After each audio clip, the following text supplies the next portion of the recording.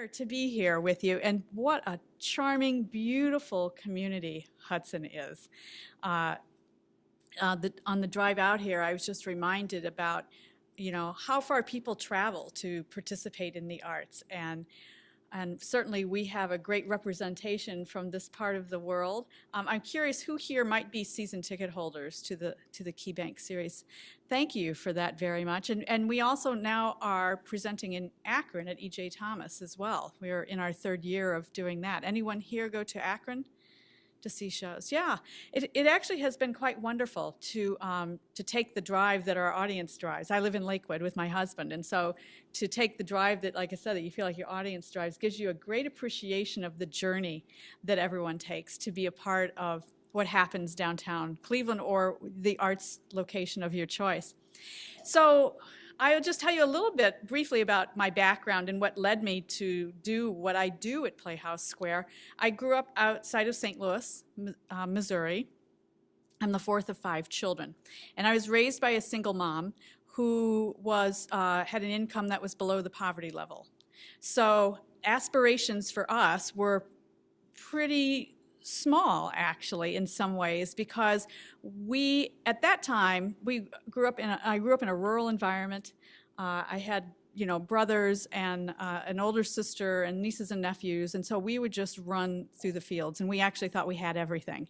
So despite what our income limits might have been, we had the gift of imagination. My mom was a clerk at a library.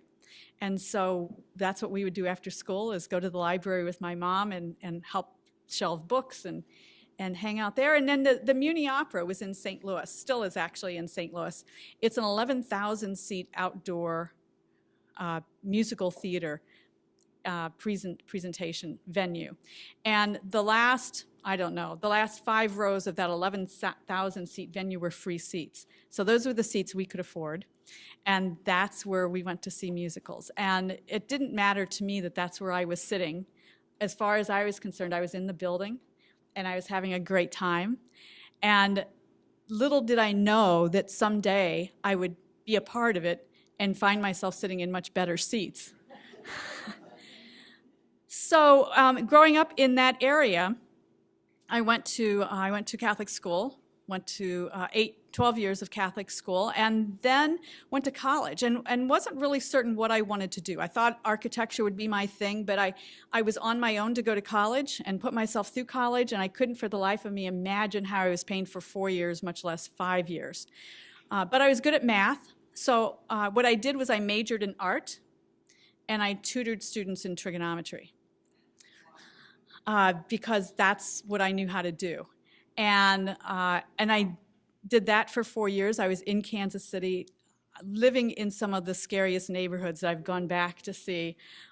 Thankfully, my parents didn't visit me there because they would have been gasping for air, looking at some of the places where I was. But I also went to a vocational school for welding. Am I the only welder in the room, I'm going to guess?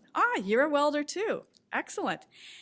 So I went to vocational school for welding, not really thinking I was going to be Rosie the Riveter, as much as sculpture was an interest, architecture was an interest to me, so I wanted to understand the dynamics of that as well. So I found myself in Kansas City. That's where I went to art school, and that was my entree into the theater world. When I graduated from college, I didn't really have a path. I wasn't sure what I wanted to do, but I wanted to be around the arts. That much I knew. There was a small theater that was being renovated there. It was 1,000 seats. It had been a burlesque house. It was called the Folly Theater. As a matter of fact, once when I was traveling, and I told the gentleman sitting next to me on the plane, he asked where I worked in Kansas City. I told him the Folly Theater. He got this big grin. I'm like, he thinks I'm a stripper. And I'm not going to ruin that image, because he thinks he's sitting next to Boom Boom Vernaci, so I'll just let him have that bit of fantasy. But I found myself working for this small theater. It was just ready to open. There was a fellow who needed an assistant, and I said, sure. I had worked for a number of nonprofits out of college, and this was one more nonprofit. And there I was just exposed to the world of arts administration and the business of show business. I had no idea. Where I grew up in my small town, there was a cinema And the people who worked there either popped the popcorn or swept up the popcorn. So again, I had no notion of what was there in terms of a job if you weren't someone who was on stage or a musician or someone who had that kind of calling and talent. So there I actually learned about contracts, and as his assistant read the contracts for the, those were small shows that we were doing, but they were pretty cool. We presented Pearl Bailey and Dizzy Gillespie and the Alvin Ailey Dance Company. As a matter of fact, the Alvin Ailey Dance Company, that's where I was first exposed to them. I was 23 years old, and the Ailey Company, if you don't know, this still remains this very notable African-American dance company. And when I was working at the Folly, when we presented Ailey, the company was doing their opening night party back at the hotel. They had a suite for a party, and they said, "Do you want to come?" And I said, "Sure." And so I went by myself, and I stood in the doorway and stopped cold in the doorway, realizing I'd never been in the minority. And, this small town person just stood there, like, trying to figure out what to do with myself, and this fellow smiled and waved me in. It was Alvin Ailey himself, the artistic director. And to this day, I, love that company and cherish that moment in my life because I feel like I stepped over a threshold in so many ways that has been so beautiful to be a part of. So I'm in Kansas City for 3 years and then found a boyfriend who I followed to Cleveland, and found Playhouse Square. So Playhouse Square at this particular time was a vastly different organization than it is today. We were operating 2 theaters. The Ohio Theater opened in 1982, and the, at that time, State Theater had just reopened in 1984. The organization was $1 million in debt, and the CEO at that time, Larry Wilker, said, "We were desperate for help. We really need someone, but I can only pay you for 3 months, and we're really not sure this is going to fly, so you should go home and call me next week because it's kind of shaky." So I drove home, I called him when I got home and said, "I'll start Monday." And in that particular instance, I tell people, like, since that time, no one actually ever told me I could stay, that I've been like George Costanza working for the Yankees, that I just keep showing up every day and hoping they forgot about that conversation and just trying to figure out how to make myself useful and relevant to Playhouse Square. So that was in 1984. So I will start my 34th year this fall. And it has been a great organization to find myself in the midst of and to grow up as the organization has grown up. So since that particular time, when those 2 theaters were in operation, everyone in the community thought we were all done. That's all we need. We had Great Lakes Shakespeare Company at that time, and the Cleveland Opera, and the Cleveland Ballet, and the Ohio Ballet, and Dance Cleveland, and Tri-C, and everyone thought we had all the spaces we needed. And so, unlike Lincoln Center or the Kennedy Center, Playhouse Square today is the 2nd largest center in America, but no one said, "Let's build the 2nd largest center in America." We have proved ourselves one by one, seat by seat, theater by theater, about how to renovate this and how to make it important not only in this community but nationally. So that was 1984, and we began producing shows. We produced a revival of Jacques Brel as Alive and Well and Living in Paris. Some of you may have seen that, the legendary show that is credited with bringing the attention and the people back to Playhouse Square. We produced Pump Boys and Dinettes and ran them on the stage. We produced a company of Do Black Patent Leather Shoes Really Reflect Up, and ran it for 6 months in the then Palace Theater. So it just seemed like we were also finding uses for the Palace, as it was called at that time. Now the Connor Palace was sitting there idle and just kind of calling us. So we were just trying to figure out what to do with it. And in 1988, we renovated that theater, and that was a big game changer for us, because until that time, until we had that theater, our role was to program in those 2 theaters around all those resident companies that were there. Plus, there was a commercial Broadway presenter who lived in Washington, D.C., who ran all the Broadway in Cleveland. So we were just tucked in and around them. We would do the Belgrade State Folk Ensemble, the Slovak State Folk Ensemble, the Ukrainian State Folk Ensemble, the Mosayev, everything that appeals to like all of these Eastern European dance companies, because Cleveland is so ethnically rich that way, that there are just, companies and populations from all over the world. But in 1988, it all changed when we renovated the Palace Theater. And at that time, there were 2 things that we did that particular year. We presented the Rat Pack at the Coliseum. So the Rat Pack was Dean Martin, Sammy Davis Jr., and Frank Sinatra. So we were the presenters of that show at the Coliseum. And then we had this theater, so we could then bring the name entertainment to Cleveland again. So we were bringing Tony Bennett and Cleo Lane and John Dankworth and Liza Minnelli and, just all kinds of performers to the theaters. And so we then proved that the theater itself could be viable. In 1990, we took over the Broadway series. The reason we took it over is that the fellow, who was actually a lovely guy, but he was in Washington, D.C. He wasn't here, he wasn't living here, he wasn't breathing our air, and he wasn't really paying attention to the details. The particular year, I actually think it was the fall of '91, what brought our attention to this in a pretty dramatic way was that the first show that season was Fiddler on the Roof, and it was September. The show was opening in October, and the single tickets were on sale. The subscribers didn't have their tickets, and it all was happening at once. I mean, it was chaos. And it was clear to us at that time that everything that happened at Playhouse Square, whether we were the presenters or not, to the eyes of the public was us.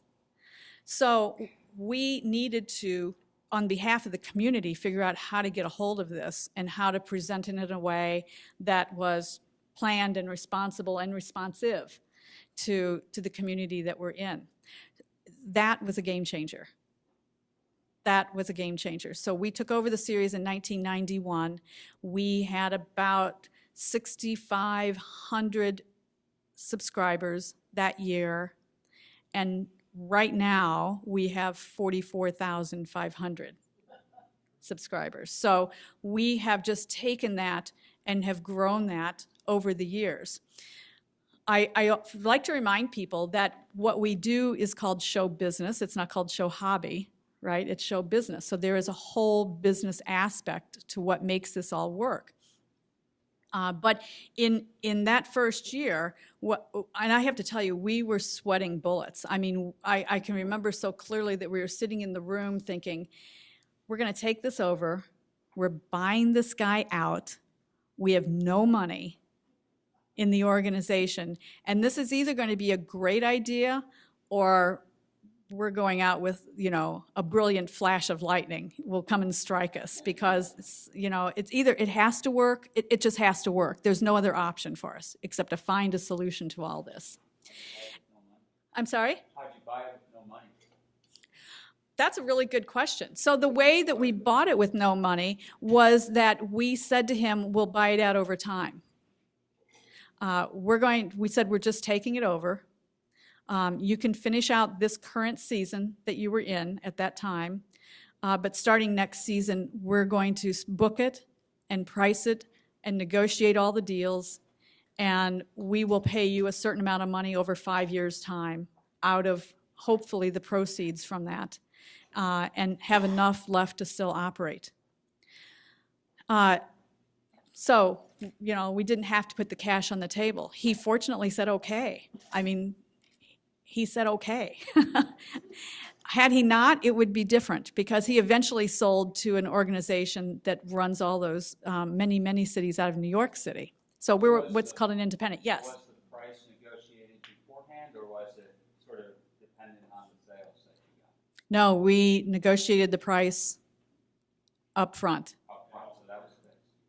What were the terms? No, I'm saying you negotiated everything, including the terms. Yes, we negotiated the price. that we would pay it out. Actually, I think it was over 5 years' time that we agreed to pay him over. And he walked out the door, and I have to tell you, we were sweating because we had just made a big commitment that we weren't sure. Like I said, the only thing we were sure of is looking back wasn't an option. It was absolutely the best thing to do for the city, was to have the control of it. And we were just going to have to work until we found the solution and figured out how to make it work.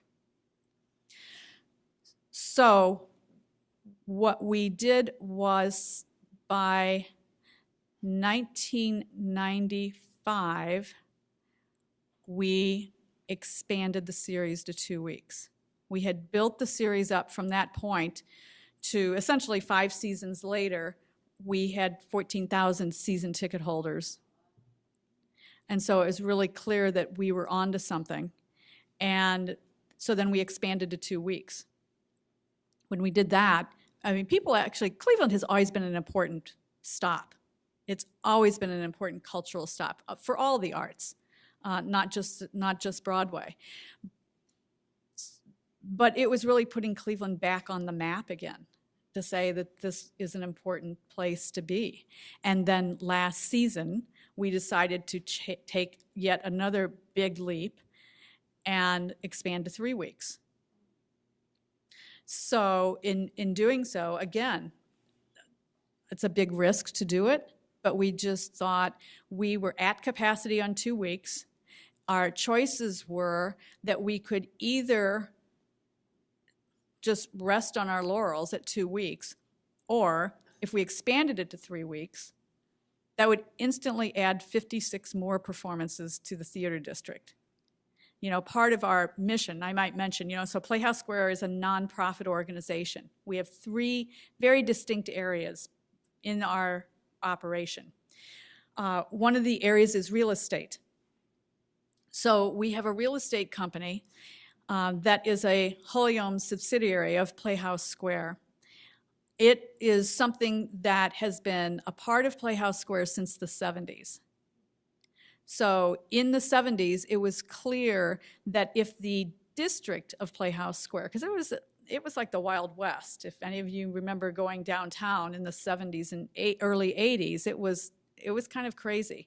And so at that particular time, it was clear that if the real estate came back in value, that if we owned some of the real estate, we could control what's there. So you could make sure that there wasn't like something that wasn't in keeping with taking your family out to the theaters in the middle of Playhouse Square.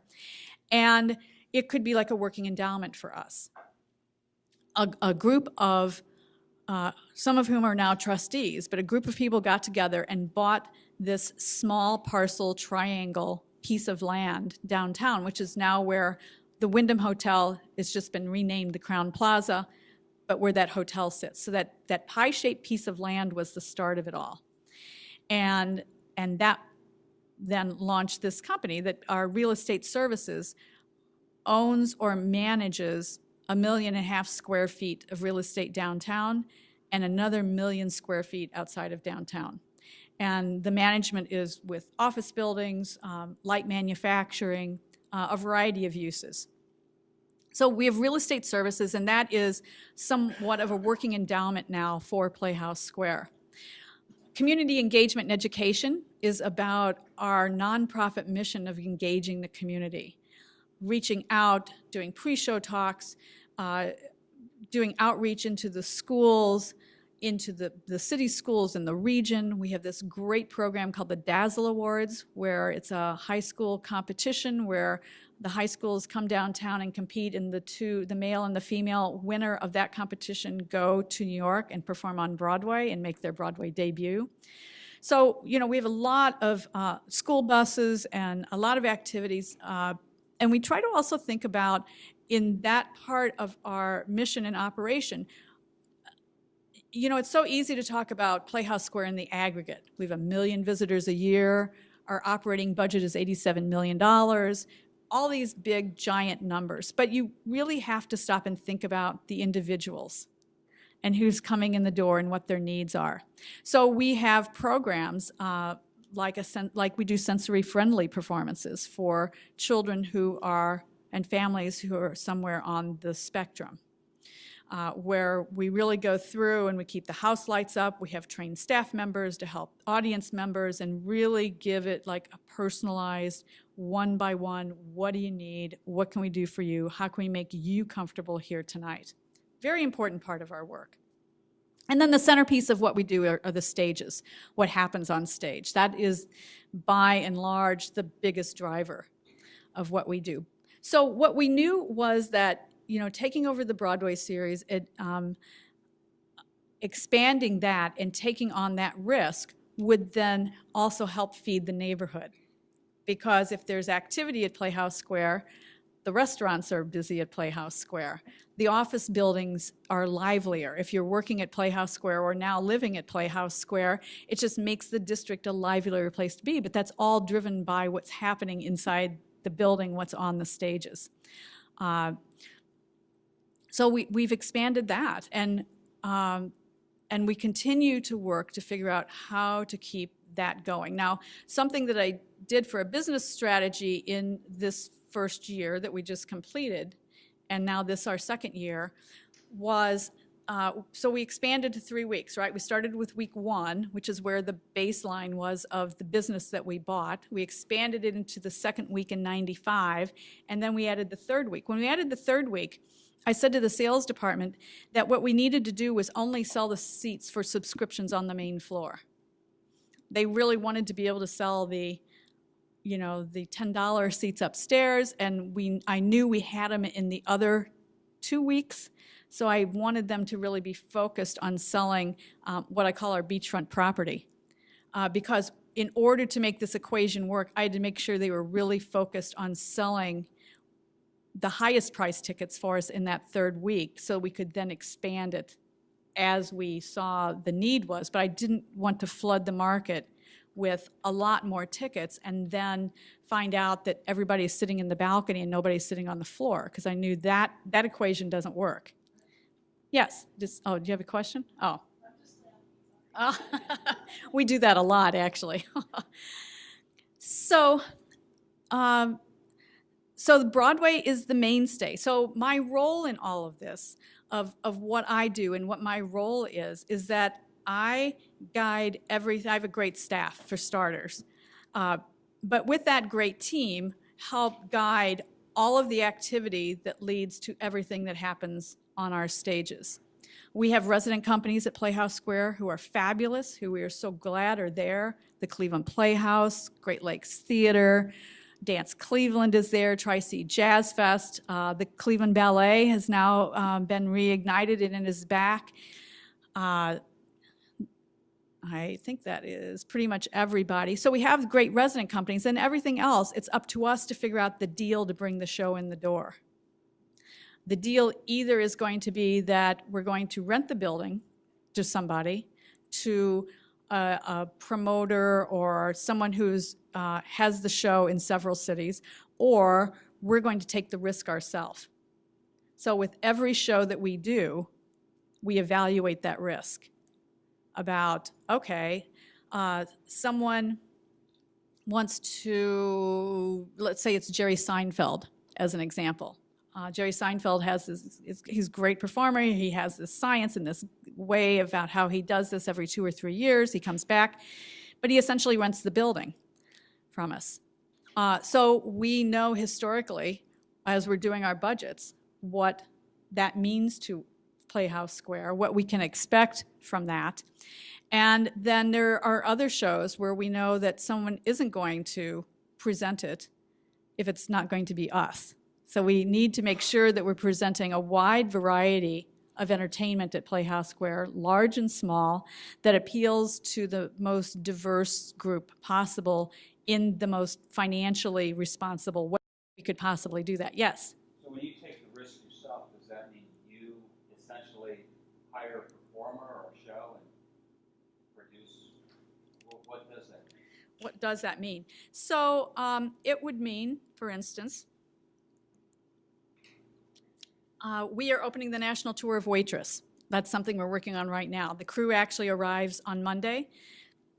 What that means is that the show has chosen to come here to get the show on its feet for a tour. It all starts somewhere. So it has run on Broadway, and now the tour is launching. And so in order to launch a tour, which, by the way, producers want to launch tours because touring is the most financially rewarding thing for a producer to do, more rewarding than Broadway. Broadway is a very, very, very expensive branding proposition, and the money is on the road, is in the tour and in the subscription base. So in this particular instance, that show is playing on a guarantee. So you can say, for instance, that the guarantee, and I'll just use an example of a Broadway show may have a guarantee of $300,000 a week. On top of that, you're going to put your labor charges. The Phantom tour that was just out, that you might have seen at Playhouse Square a year ago, that tour came in 18 tractor trailers. So you have the labor cost you have to estimate of unloading those 18 tractor trailers. So what I'm getting back to with Waitress is when you're opening the tour, you have to figure out how to do that. The entire crew is learning the show. They're learning how to unload it off the trucks. They're learning about where to hang it on the battens. They're learning about where to put the sound. Absolutely everything that looks like it's just rote is learned by the entire company, including the cast. So the cast is rehearsing in New York right now, and the crew shows up on Monday. And it's almost like putting together like the Macy's parade. You know, as the parade goes down Broadway, all those pieces and parts layer in. So by the time you get in front of Macy's, the band's there, the float's there, the stars are there, but it all gets assembled on its way en route to Macy's. And so that's how this also works. They'll arrive and they'll put down the deck. Sometimes shows will have, there's a stage floor, but sometimes much of it has another deck that sits on top of it. And under that deck is a lot of cabling, which drives the scenery that comes on and off the stage. That will go in. They'll hang all the goods that are in the air, the set pieces or the curtains, the lights all have to get gels. There's a different colored gel in each one of those lights, and you do that for every show. And then the cast arrives here October 6th. You layer the cast in. They come together for the very first time. The cast and the musicians and the tech crew come together for the very first time. That's called a Sitzprobe. It's actually borrowed from it's a German term, opera term. And that's the first time they all sing it through together. And then you just start layering in the pieces. You do, in advance of them arriving, you do what's called a dry tech, which means a dry tech means that you're just going through each cue in the show. The company isn't there, but if you're the line designer, you have to make sure that every cue and every light is what you need. And it's being done for the first time in our theaters. So when you're at any performance and you just happen to look up in the air and you see all the lighting instruments, they're not all at the same level of brightness. That all gets set. I'd like to take those lights to 30%, those lights to 17%, that's at 70%, and every cue is written in a show based on setting every level of every instrument that you want in that particular scene. It all has to get written somewhere. And so you contract to pay all this plus the guarantee? In this particular instance, what happens, because that's a really good question, what we would do is we would say to the producers, well, look, we really want you to come here to Cleveland and do this work, because it's a lot of fun. We can take care of you. We know how to do this. We have great audiences here, so we know we're going to launch it. We know 44,000 people are showing up automatically, and then single ticket sales on top of that. But in this particular instance, what I'll do is I'll give you your guarantee of what you're doing on the road. I will give you the building to work in, so you don't have to pay me rent. So I'll let you use the building, but then you have to pay for all of the labor cost up to what it normally would have cost to load the show in. So as an example, let's say it's not really this many people, but for easy math, let's say that it's a 16-hour load-in. That would actually be typical of when you would start loading a show in. So you load in, and if you open on Tuesday night, you would do an 8-hour day on Tuesday. You'd probably do an 8-hour day on Monday loading the show in. So you'd have a 16-hour day unloading the trucks and loading it in. And let's say you had 100 guys on the call. You don't, but let's say you had 100 guys on the call. So you know that that would be 1,600 man-hours of what it would take, for instance, to get the show up on its feet. So what we would say to them is something like, we'll give you the guarantee, and here's the cost for these 1,600 man-hours, and we'll be willing to put that much money on the table. All the labor costs above that are yours, because that's not in our control. You know, you're here to learn, and we want you to be here to learn, and we want to wrap our arms around the work and support you, but we can't control all of the stuff, all of the problem solving that's happening in the room. You know, they're solving problems. The cable works, the cable doesn't work. The scenery opens, the scenery doesn't open. The dresses are too long, the dresses are too short, the wig doesn't fit. All those kinds of things are getting figured out while they were there in the building, and that's the responsibility of the producer. And the producer raises money through an LLC to make all that, to finance all that. So in the instance of Waitress, there would have been an entity that was created for the Broadway production, an LLC, and they raised the money to produce the show on Broadway, rehearse it. Through equity investing or short-term borrowing? No, it is, you're an investor. So it's a limited liability corp, and they are the general partners and the producers, and then you say that shares are $25,000, and if you need to raise $12.5 million, you're going to sell that off in $25,000 shares to get investors to finance all that. So they will do that for the Broadway show, and then the tour is a subsidiary of that. Yes, sir. How do you handle at the conclusion of the show, the revenues and the expenses and the back end accounting? Who's responsible for that, and how does that typically work out for the benefit of the theater administration? Well, it works out handsomely for the producers. We're the presenter. The producer is actually the fellow from New York who's bringing it here. So technically, we're the presenter. The conundrum about our business is that it's a business that reports its earnings in large numbers. If you're the presenter, you're taking the risk to bring it in, and you're keeping pennies on the dollar. That's right. You've got a limited risk compared to the producer. You limited it to some extent by just being the presenter. Yes, that's true. You can do that. You can choose to invest in the producer's show, which we occasionally do.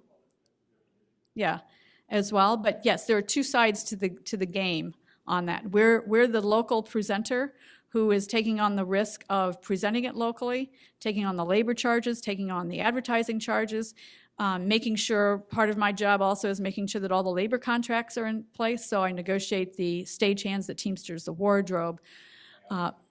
Exactly. Make sure all those labor agreements are there and everyone's rowing in the same direction. We do.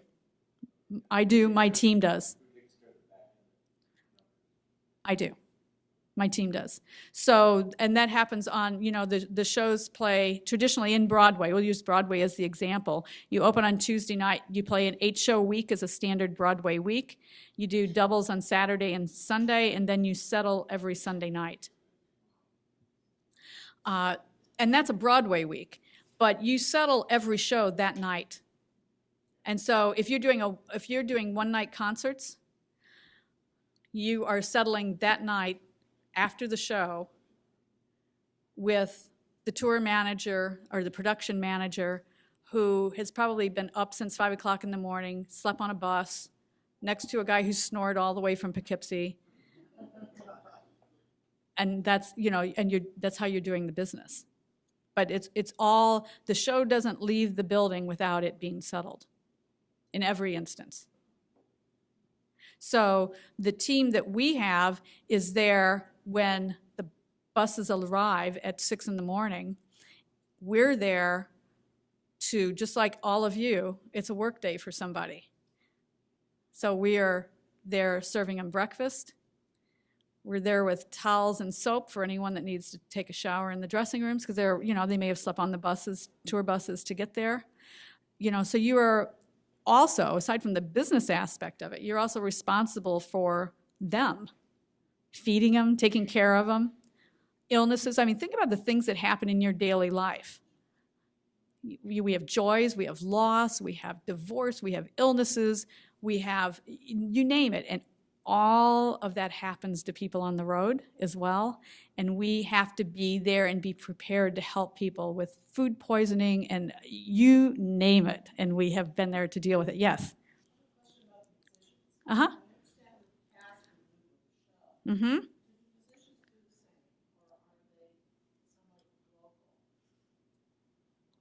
I always advocate for it to be local. I'll start there, because Cleveland is a city that has great musicians. What happens with a lot of the shows these days is that they will come self-contained, meaning they're going to bring the orchestra with them, which breaks my heart when that happens. And some of that is because they are going to play more than just the major cities. They're going to play Cleveland and Chicago and Philadelphia, and Charlotte, and then they're going to also play the tertiary markets as well. And so from their perspective, it's a way that you can keep it rolling and not have to worry about the quality of musicians in the tertiary markets. You've got a solid package. If that's not the case, what will often happen is sometimes shows will travel with the rhythm section. So the rhythm section musically is piano, bass, and drums. Sometimes they'll travel with the lead trumpet if that book is particularly difficult, and then you'll pick up the rest of the musicians. It amazes me to watch how this all comes together on opening night. Like every time the curtain goes up opening night, the audience is going like this, and I'm going, it all came together. Thank you, thank you.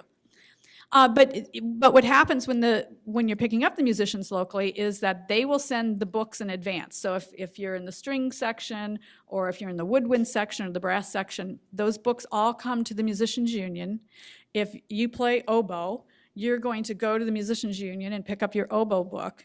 You're going to practice, and then we have a rehearsal in the lobby on Tuesday, and then Tuesday night we move all the instruments to the pit and we open.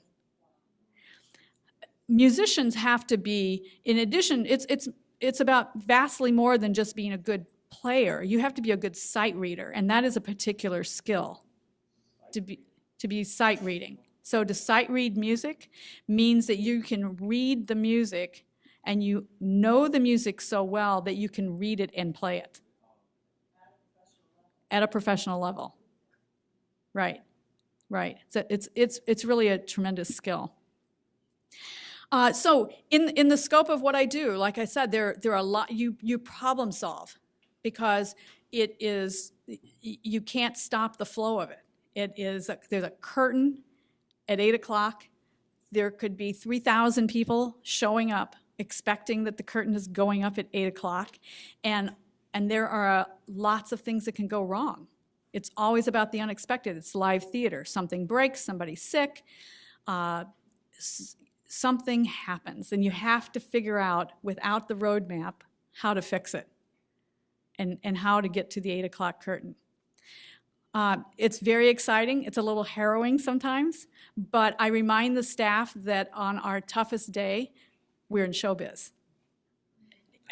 Like it could be worse. We're not working in the rain.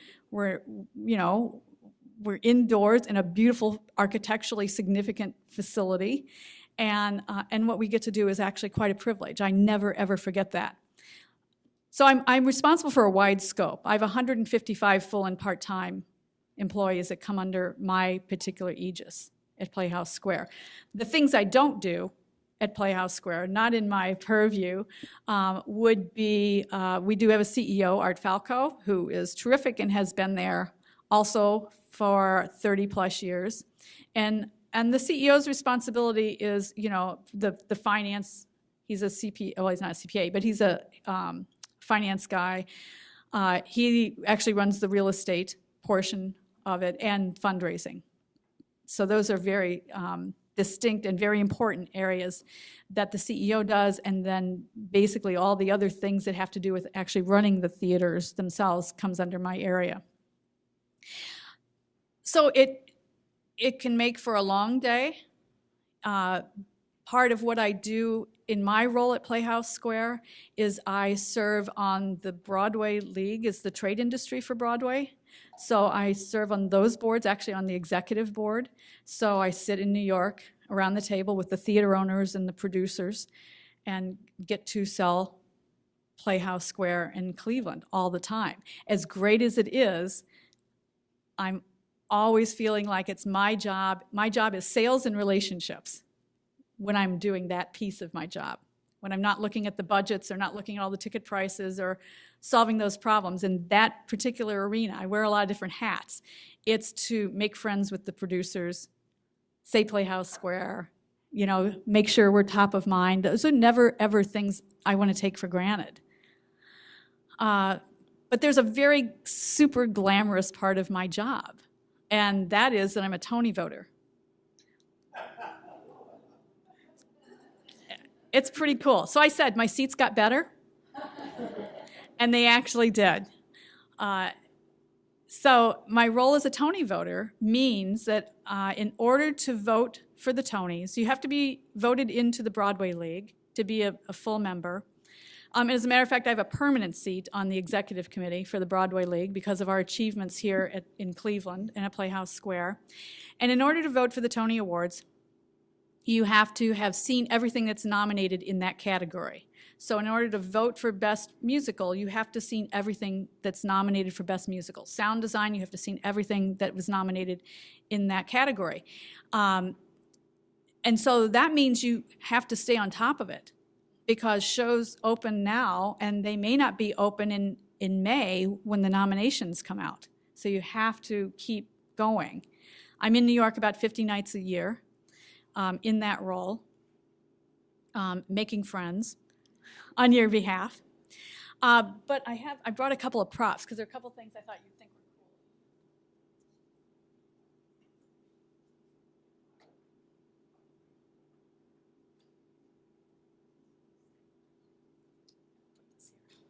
So first of all, there are things that you as an audience member may or may not see, but the business of what we do, there are only so many efficiencies you can gain in our business.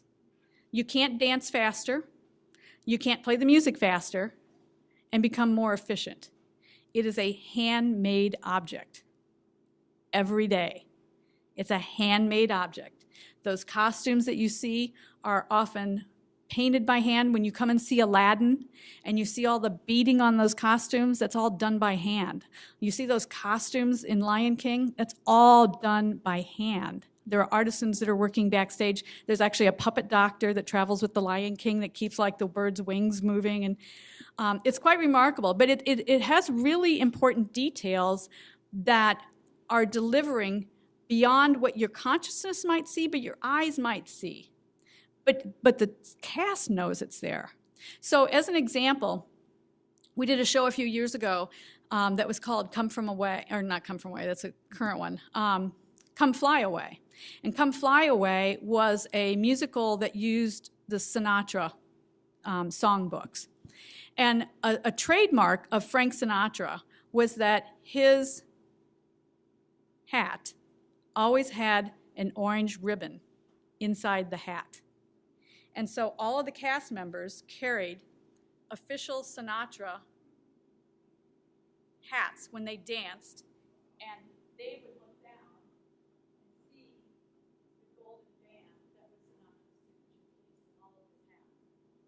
So, like I said, there are details that go way beyond what you might see.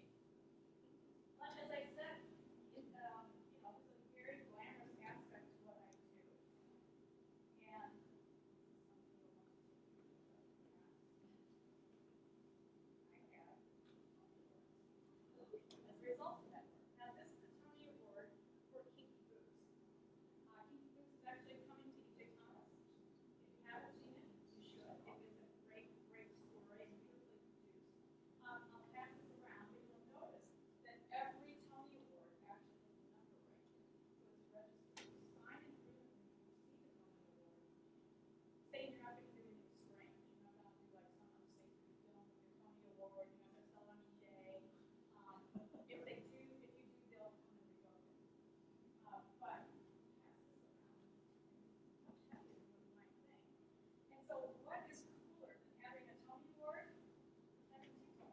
This is the Tony Award for Hello Dolly, the serial production of Playing on Broadway with that member. Again, and this is because of my work with the producers, and part of what I do is I help them raise money from my colleagues across the country. When I was talking about how you finance those shows, we will all pool our money and work with the producers directly to help finance the piece, either in development or as it is opening on Broadway, in order to make sure that the product from good quality producers is actually happening, continues to happen. So here's the Hello Dolly Tony Award. Feel free to take selfies with it and send it over to everyone you know. So how did you win a Tony Award? How did I end up What with is the it? Tony Awards? Well, they, again, Tony Awards go to either you have written the show, or you've written the music, or you've designed the costumes, you've directed the show. So those are the artistic ones. And then Best Musical, when someone wins Best Musical, that's the producer's award. You know, if you've written the show, you would win a Tony Award for the writer, but Best Musical, Best Revival, those are the producers' awards. So the works that we do with the producers in helping to raise money to finance their shows, then they are able to have a limited number of Tony Awards that they will share with their key players. And so thus we have, actually I have 3. I wasn't going to overdo it and bring 3. Yes. My daughter lived in Manhattan. You're in the movies. She was like, yeah, the basketball Mm-hmm. rackets. In this bar, where people were working on Broadway, they had their rackets set up. Uh-huh. Yeah, I go to the Tony Awards, and I will tell you, it is like I said, the sliver of what I do that is glamorous is like super glamorous, because it's about voting for the Tonys, going to see the shows. I learn a lot, because you see a lot of shows, just because it's on Broadway doesn't mean it's good, and you learn when it's wrong. You know, it's like, what were they thinking? Why is that show on Broadway? But you learn when you see how people have made mistakes. And it also allows me then, because tickets are not inexpensive, right? It's a big commitment. And so people, when they go to New York, are also a little fearful about what should I go see. So it helps me say to them, well, tell me what you have seen that you like, so I can help guide you to something along those lines in New York. So I can then also help be an advisor for people. Yes? I have a question and a comment. First, a comment. The gentleman you said was the CEO when he first hired you, or maybe still is, I don't know. I actually met him once. It was, Larry Wilker? could be, I don't remember his name. Uh-huh. Because the story is when he was first building it, to make ends meet, because like you said, the show was having, financial uncertainties. Mm-hmm. He was moonlighting as a high school substitute teacher. And he substituted one of my classes in high school back in the day. Yeah, I think you might actually be speaking about Ray Shepherdson, because Ray actually he was a teacher, and what led him to discover the theaters is he was looking for a place to have a meeting for the teachers. And he looked in the door of the abandoned theater and was like, what's in there? And He was the one who started yeah. doing the rehab on it? Yes. Okay. Yes. That must have been him. I can't remember the name. This was Yeah. years ago. Yeah, it was Ray. And so he was here in the 70s. Ray just passed away a couple of years ago, but he went on from Cleveland, had a really great career traveling the country and being the Pied Piper for communities all around the country.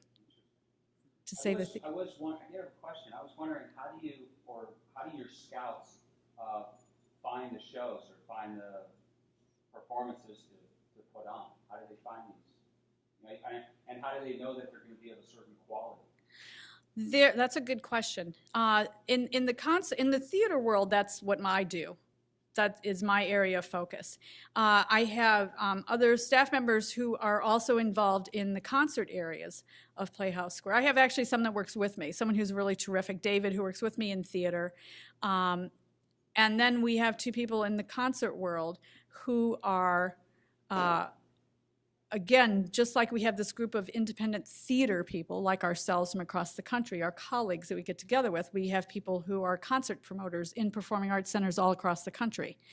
And we do a town hall call every week to find out what's on the road, what are you doing, what are you paying, how is it good, is it not good?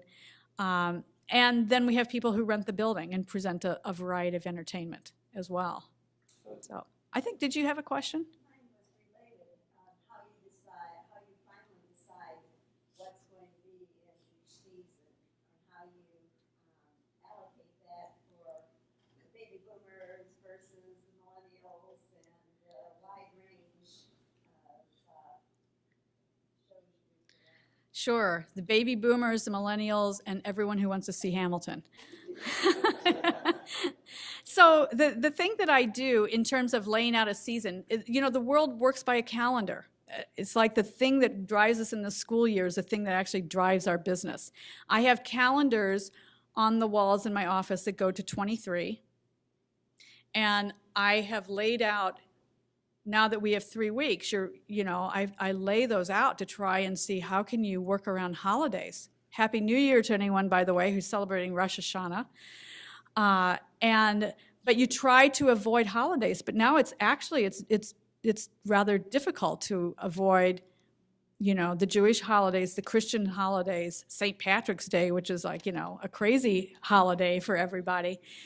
But I just lay it out on the calendar, and then I think about things like quality. I mean, quality is our guiding light.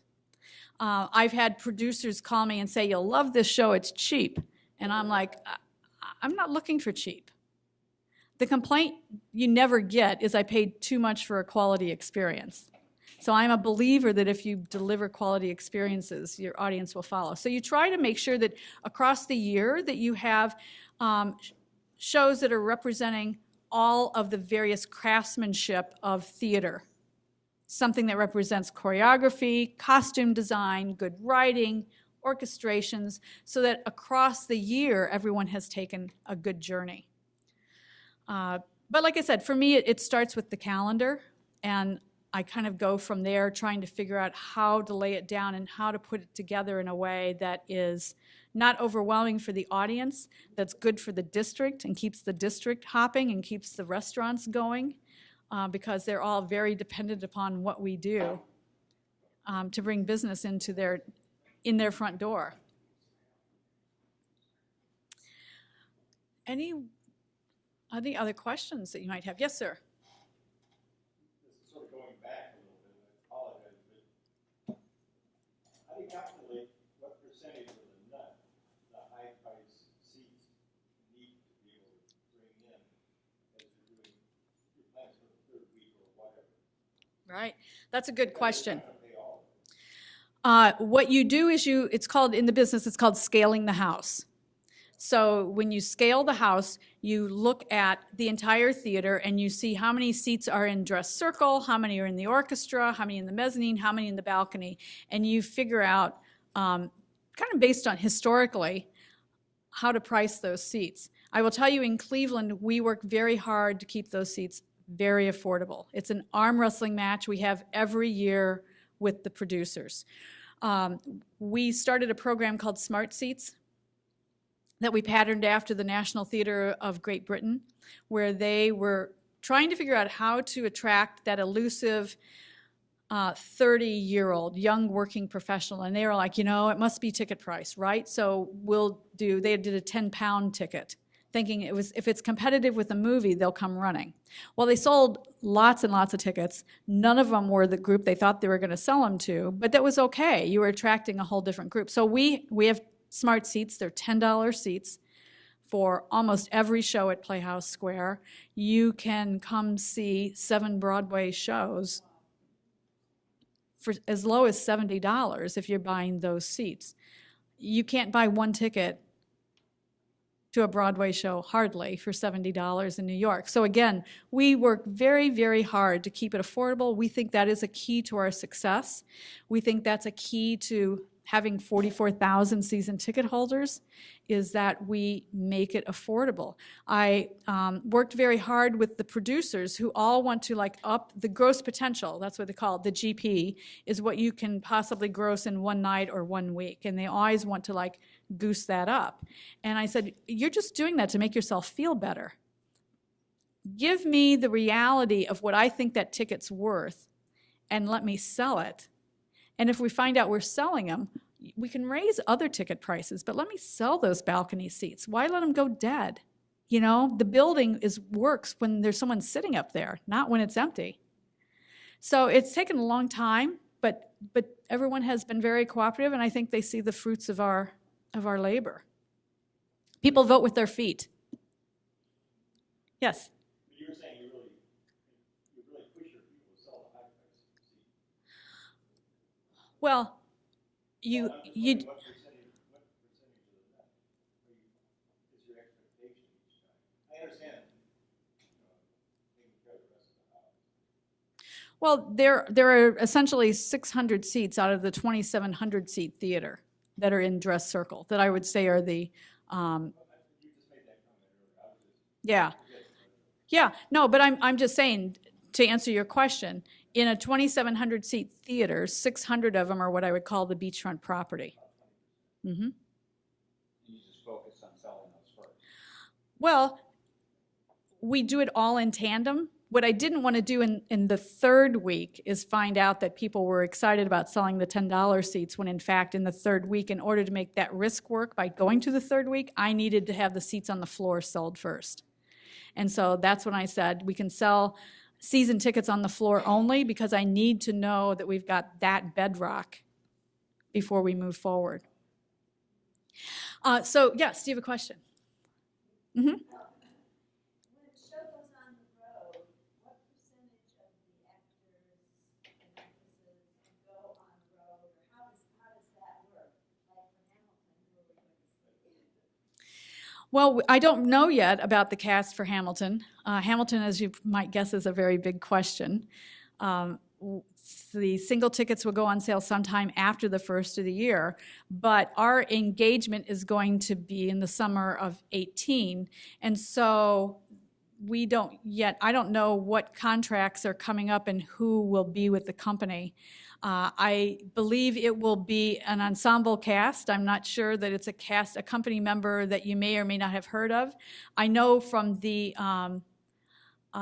producer, the lead producer, Jeffrey Seller, who has been a friend for a very long time, he was very concerned about making sure that he didn't grow too fast, because he wanted to make sure that he could deliver a solid cast for each company that he's putting on the road, because he didn't want to have 5 companies on the road and find out there aren't enough people trained to do the roles. So when you see no, there aren't, but I'm just saying he didn't want to do 5 companies and then not have the cast to do it. He really wanted to keep it strategic and growing, and to keep the artistic integrity of the show together, so everyone was getting a quality event. I do have to tell you that before you see Hamilton, whenever it is that you see Hamilton, you have a homework assignment, and that is to get the cast album and listen to it before you see the show. It's great writing, but it is a hip-hop opera that incorporates a lot of musical styles, but the information is dense, and it comes at you from the first downbeat in a very fast style. So just as if you were going to go see Rigoletto, doing a little homework before you saw it enhances your ability to enjoy it. And it's the same thing with Hamilton. It's really smart writing, super smart writing, and to have some sense of Alexander Hamilton's place in history, what he achieved. You know, he started the U.S. Treasury and the Coast Guard, and you know, all the things that he achieved, and who Burr was, and just a little bit about Lafayette, because the other thing is that there are, it's a multiracial cast, which is fantastic. Some people play multiple roles. So when I saw it the first time, I'm like, I just kind of figured out who you are, but now I think you're Lafayette. I'm not sure, you know. So again, just having a little bit of that in your heads is very helpful. I'm in New York a lot, and I see shows now from, as I said, better seats. And I'm always chatting with people sitting next to me because I'm always curious what brings people to the theater. And so I always find myself engaged in this interesting conversation that you're all welcome to steal this. So they'll say to me, so what do you do? And I say, oh, I work in the business. You know, I'm here, I'm a Tony voter. And they're like, oh, really? Like, where do you work? And I say, Cleveland. And they're like, oh, Cleveland. Huh. Well, they were like, what do you do? What is there to do in Cleveland? And I said, I'm so glad you asked me that question. Because, you know, there's a lot to do in Cleveland. And you know, the Metropolitan Museum of, the Metropolitan Opera, well, much of that money actually has come out of Cleveland, Ohio, to fund the Metropolitan Opera. And the Museum of Modern Art, Agnes Gund, the Gund family is from Cleveland, Ohio. And J.D. Rockefeller, of course, you know, Cleveland's most famous. And I said, so actually in Cleveland, there's so much going on in this city that has flowed over our shores onto yours. And we see New York as a cultural outpost. So, and it actually, it's true. I'm not just making it up. There is a lot to do in Cleveland. Anybody have any other questions? Yeah, that's okay. With the introduction, you said something about how, where Cleveland stood, and I've heard that there's more seats here than any place but New York. Is that right? And I forget exactly what she said. I'd love to hear that again. Yeah, so Playhouse Square, the nonprofit, is the second largest performing arts center in America. The measurement of that are theater seats. We are second to Lincoln Center in New York. And we're not really sure how many seats Lincoln Center has because it's a little cagey. But, you know, it's such a dramatic story because Playhouse Square, talk about coming back from like the burning embers of the 70s. The wrecking ball literally was out front. The lighting fixtures had been removed, and we were within 96 hours of becoming a parking lot. And to come from that to being what it is today is, it's fun that I get to represent that, but it's about you. This would not happen if the people who live in Cleveland were somewhere else. Cleveland's a great, great city. Yes, sir. You're responsible for 7 venues now, aren't you? There are actually 10 performing venues in total at Playhouse Square. So we have 1 million visitors a year and over 1,000 performances a year. You've got the Anna, the Palace, the State, the Ohio, and the Allen. Yes, the Alcult, the Helen, Kennedy's, and the U.S. Bank Plaza as well.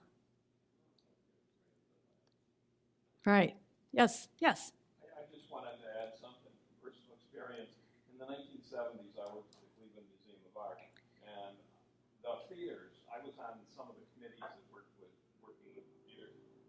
Water was pouring down through. Yes. Literally. Mm-hmm. And it was so touch and go Yes. that it literally was at the last moment that a couple of the theaters were actually saved. I mean, you can't believe how close it came to losing them all.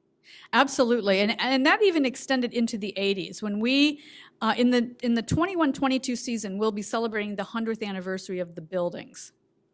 When we were celebrating our 90th anniversary, I went back and read all of the board minutes from the very first meeting for the first 10 years of Playhouse Square. And I have to tell you, it was a page turner. The organization came so close to it disintegrating so many times, and that extended into the 80s.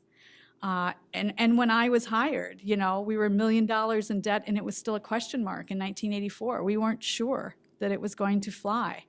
So it really is a tremendous, tremendous story about how to turn that around. Yes, sir.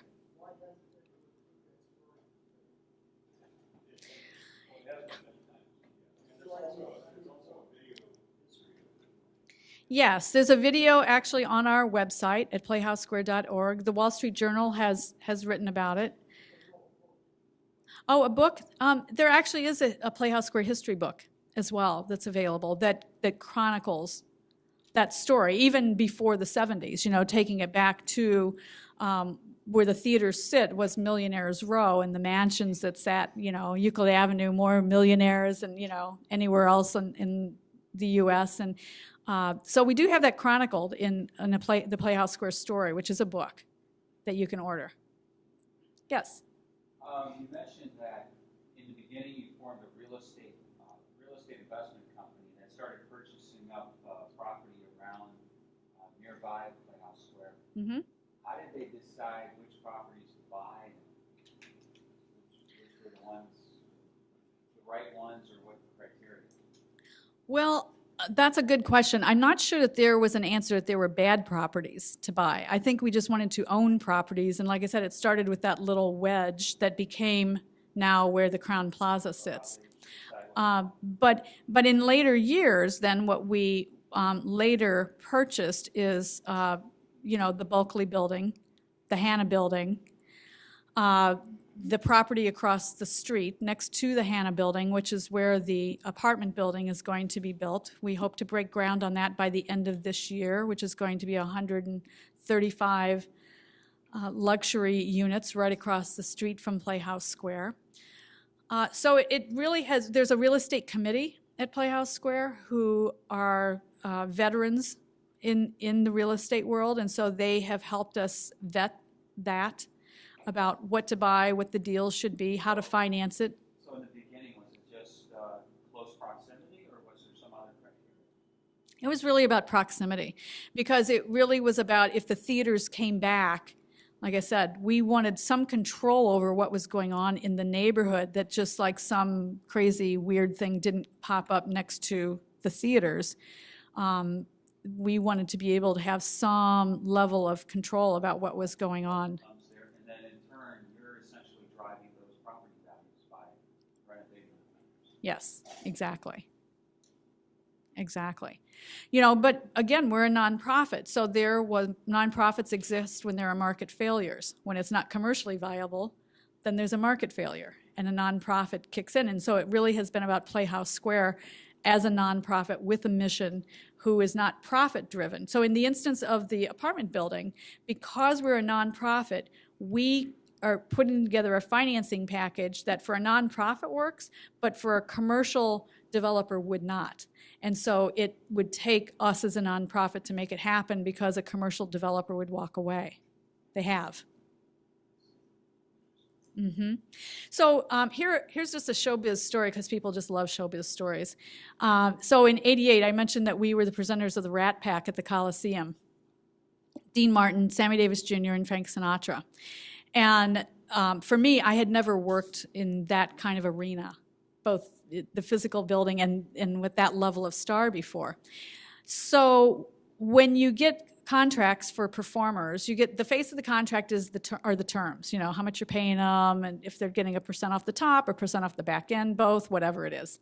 And attached to that is the rider. That's the kind of the bane of your existence, actually. The rider is all the stuff you provide, whatever that might be. So in the instance of the Rat Pack, I actually still have a copy of it. The rider was 50 pages long, and it had an index, and it was very, very, very specific, you know, 2 cartons of Kent cigarettes, you know, all these things that you had to supply for the dressing rooms. Sammy Davis Jr. had wanted 8.5-ounce cans of Strawberry Crush. Didn't sound like a big deal. And they called and they said, look, he really wants this. And, you know, they're creature comforts. People want to not drink some weird thing. They want to drink the thing they want. The devil is absolutely in the details in the business like this. And we said, oh, well, you know, they said, look, it's so important, we're going to fly in with it if you don't have it. And we're like, oh, we'll find it, no problem. What's the day before? In the intervening time, I had made the mistake of reading Kitty Kelly's book about Sinatra. So I'm just like, oh my God, oh my God, I'm going to get a black eye out of this, or a broken tooth or something. This isn't what I was planning on. But we couldn't find it. and it was too late to tell him to fly in with it. So someone called and said, because I'd gone to every grocery store in Northeast Ohio, because that's at that time what I did 30 years ago. And they called and they said, hey, we got a shipment of Orange Crush, but there was a case of Strawberry Crush on the truck. We've pulled it off. We've saved it for you. Great. We went and picked it up. We took it out to the concert, and they were angry because it was liter bottles and not the 8.5-ounce cans. So that gets things just off to a wrong foot. As I mentioned, people are sleeping on the tour buses. They come in, they have an expectation level about what they're coming into, and if you don't deliver it, if the coffee's not hot, if the donuts aren't what they want, it starts the whole day off on the wrong foot. So it is about feeding people what they're asking for, people who are vegans, people who are pescatarians, people who, like, whatever the diet du jour is, you have to be able to deliver all of that. People don't want to eat pizza. They don't want to eat fried chicken. They don't want bad food. They want good, healthy food. And like I said, if you're not there with it at 6 a.m., if you're there at 6:30, you're starting the whole day off, and it takes you until lunch to get everybody, like, corralled and, again, rowing in the right direction again. So in the instance of Sinatra, a couple of things happened. He, the night before, 2 nights before coming to Cleveland, he'd fired Dean Martin. He was sick in the eyes of the public. So we had, so there was a bit of tension backstage. So we had Sinatra and we had Sammy Davis Jr. And I remember walking around backstage and walking into a dressing room and seeing, like, this little tuxedo hanging up. And I'm like, wow, that's weird. There aren't any kids in this show. Like, whose could that be? And then I saw Sammy Davis Jr. wearing it. he was my size at that time. But Sinatra, when he arrived, we had, again, the things that are in the rider. We had a police escort for him from the airport. His limo pulled into the building just out of eyesight of the audience. He walked from the limo to the stage, did the show. After the show, walked directly back to the limousine. We kept the house lights down so he could have his police escort out of the building and not be in traffic, and he was wheels up before the audience was in their cars. But those are just, like I said, that's a big show. That doesn't necessarily happen in a theater, but that's sort of the level of details that you deal with. It's really, like I said, it's called show business. So you have to make decisions from a financially responsible way every time. When we settle a show, whether it's every night and you're settling with a guy who, like I said, was up all night or ingested who knows what or whatever, you have to settle we're the bank. So you have to settle on the price of every seat and the possible discount that every seat could have sold for however many performances there are. You have to be accountable for that. Every discount has to be signed off on. If you say you want to do a discount to a particular group and they haven't signed off on it, then they could come back to you and say, I don't accept the discount. You have to pay me full price for those tickets. So again, it's the details of the business that make it all work. But all that being said, yes, sir. Oh, you're just waving. You're solving problems in real time in ways that you just there's not a roadmap. It's not a scientific business, so you can't put it all back in the bottle and try it again another way and see if it works better another way. You only get one way to do it, and that's the show tonight. And if the trucks are late, that's happened. If the trucks get lost, that's happened. If the musical director gets food poisoning and is crawling off stage, that has happened. If someone has a heart attack behind one of the crates, that has happened. Absolutely every possible thing that you think could happen in your lives happens. And the show goes on. That's right. And so, we take some hits for that sometimes. When Wicked played here the very first time, Wicked is still a huge, huge hit, as it should be. It's a great show. But the very first time it was here, the final sold-out weekend was the weekend of a crazy, wicked snowstorm where we had like 22 inches of snow. And people were saying, should we cancel? And it's like, no. No, you don't cancel. You do the show, you know, and whoever shows up, shows up. Well, we had 11,000 people brave the 22 inches of snow to get there to see it. The final sold out week of, I think it was the Thursday, that August weekend and whatever it was, 2003, where the tree branch fell on the wire and knocked out the electrical grid for the eastern half of the United States, was our sold out weekend of Wicked, or of Lion King, the very first time. Again, there's no rules. We're standing in the theater lobbies going, okay, it's, you know, it's now 4 o'clock. Like, when are we going to call the show? When are we going to let the audience know there's not a show? And in that instance, our deciding factor was that we couldn't recharge the emergency lighting systems. There wasn't enough time left in the day to recharge those lighting systems if the power came on right now. And you have to have an emergency lighting system. So, okay. So our decision's made. We're calling the show. What are we going to? Generators? Pardon? You didn't consider gasoline generators? No, they're kind of loud and it's hard to sing when there's a generator cranking alongside of you. What we did in that particular, and again, you have to make it up. It's like, okay, let's see, where are you going on Monday? You're going to St. Louis on Monday when you load out. Well, what if we called our friends in St. Louis to see if they could delay a day? And could we get all of this entire company rescheduled with different flights and take the audience that was going to see it on Thursday and tell them to come see it Monday? And that's what we did. So again, yes, ma'am. We try not to. That's how you should always go to the official website. I'll start there. The artists don't get the lift on that ticket. So the only way you get a living, that you can make a living, is that someone buys that ticket through the official website and that money flows through the settlement statement and the rate based on that ticket price. It is crazy because we find that there are tickets on sale that don't exist. It's happening right now with Hamilton. Hamilton's not even on sale.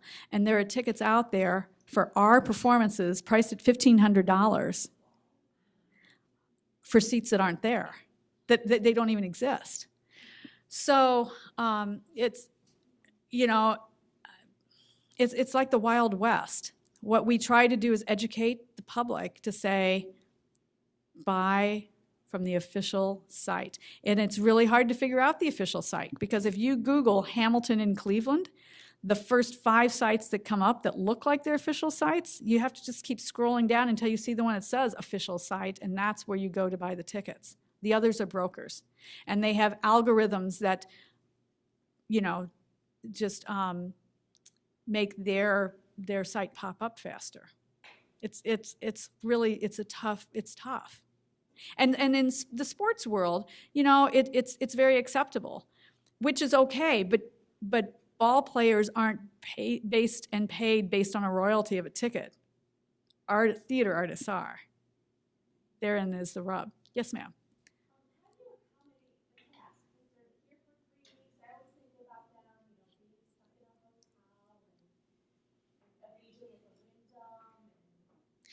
They're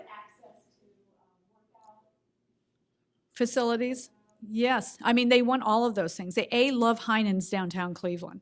We hear the greatest, and if you haven't been in that grocery store, oh my gosh. How many grocery stores have a Tiffany Dome, right? It's the beautiful shopping experience. But they all want those things. They want a grocery store. They want a workout facility. What a lot of them do is do Airbnb. So when you're here for 3 weeks, they will be here and they might bring their car. It's their chance to bring their families, perhaps, to come and join them. They like being in a house. What's fascinating is, and it's every night when we have an opening night party, I'll go around and just ask people sort of anecdotally, where are you staying? Where are you staying? With almost without exception, the cast is in an Airbnb, and the company, the tech crew, is in the hotel that has maid service and a bar and and an easy walking distance to the theater. For that cost, company members are paid a per diem, and then when you're on tour, the show has to present like 2 different options. Here's option A or here's option B. you can take either one, or you can take, go find your own. And so a lot of them, like I said, will do Airbnb. We don't get into that piece of it.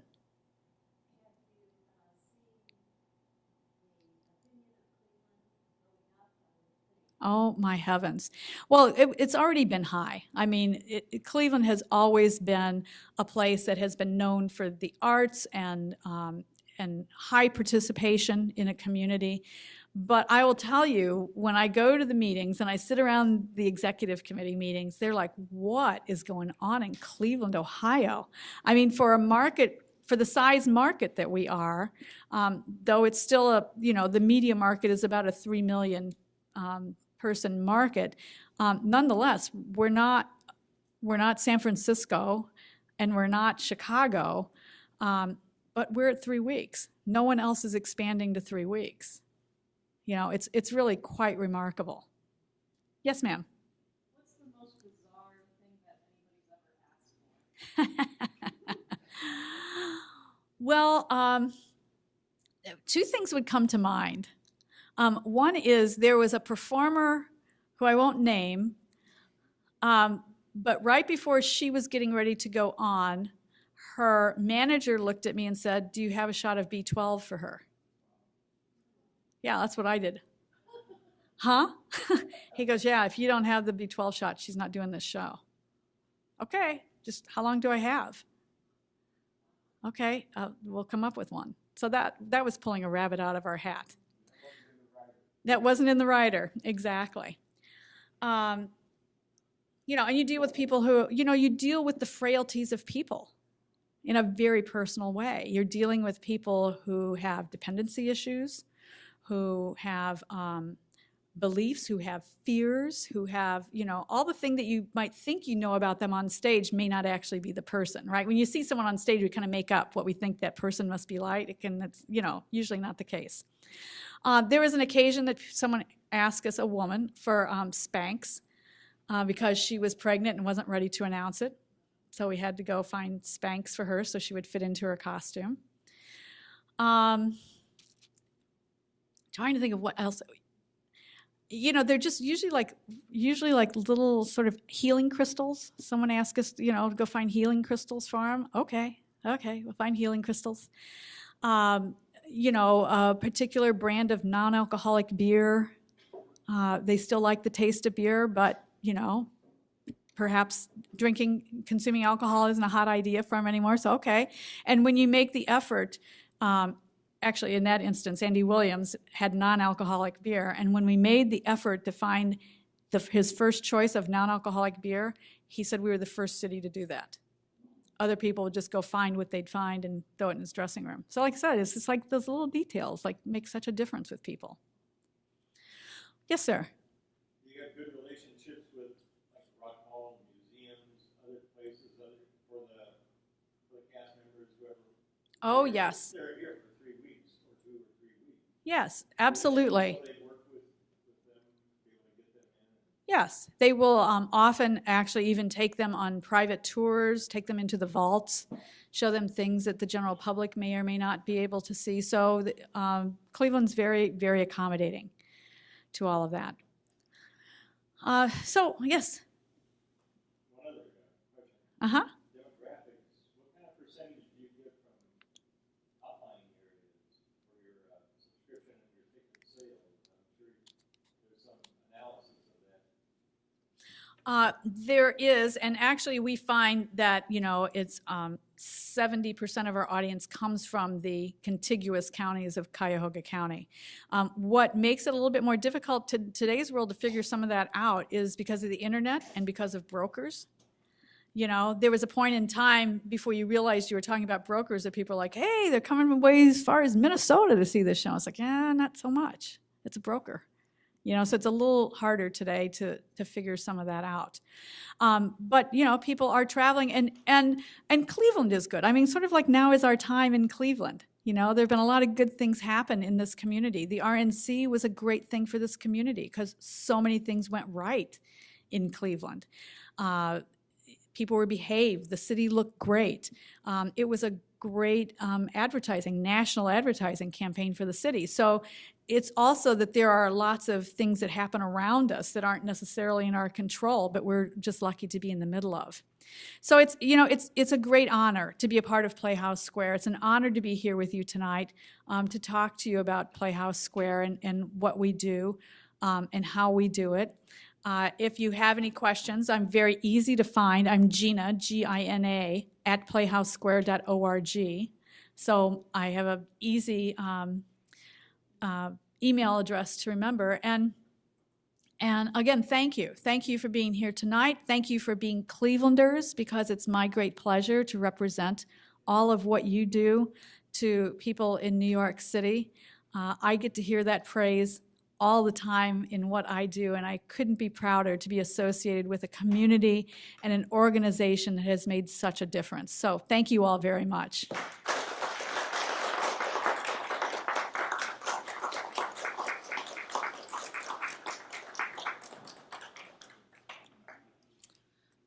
There's one Tony Award. Who has the other one?